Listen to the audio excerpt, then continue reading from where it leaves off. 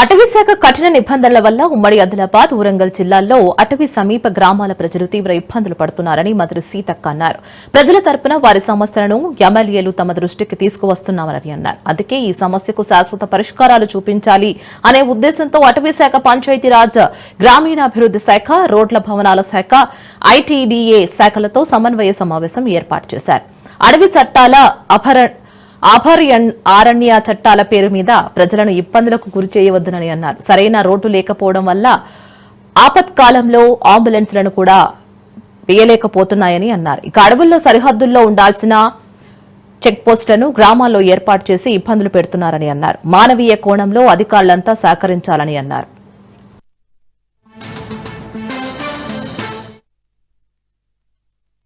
జిల్లా స్థాయిలో, state place అన్ని నేషనల్ అనేసరికి ఏ ఒక్క అడుగు కూడా ముందు పడినటువంటి పరిస్థితి ఉంది. మీకు అందరూ తెలుసు, సమాజం చాలా స్పీడ్ గా డెవలప్ అవుతుంది, పరిగెత్తుతా ఉంది.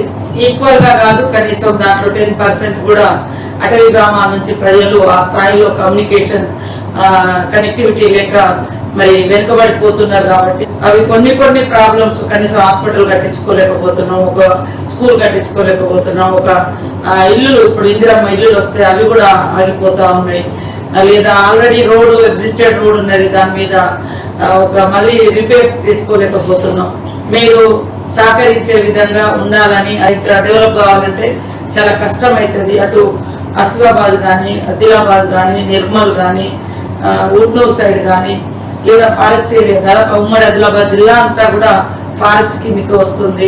నైట్ పూట జర్నీలు, ఇప్పుడు ఏదైనా ఆపత్తి ఉంటుంది, అంబులెన్స్ పోవాలి, లేదా ఏదైనా లేట్గా వస్తుంటారు, అట్లాంటివి కూడా బ్రేక్ పడడం తోటి ప్రజలు కూడా ఇబ్బంది పడతా ఉన్నారు. ఆ చెక్ పోస్టుల కాడ ఆ ఫారెస్ట్ కి ఇబ్బంది కలగకుండా కనీసం ట్రాన్స్పోర్టేషన్, పబ్లిక్ మినిమం నీడ్స్ అది అయినా మనము కనీసం ఇచ్చుకునేటట్టుగా, పర్మిషన్ ఇచ్చేటట్టుగా మీరు ఈ మీటింగ్ ద్వారా మంత్రి గారు వారందరినీ ఇన్స్ట్రక్షన్స్ ఇస్తారని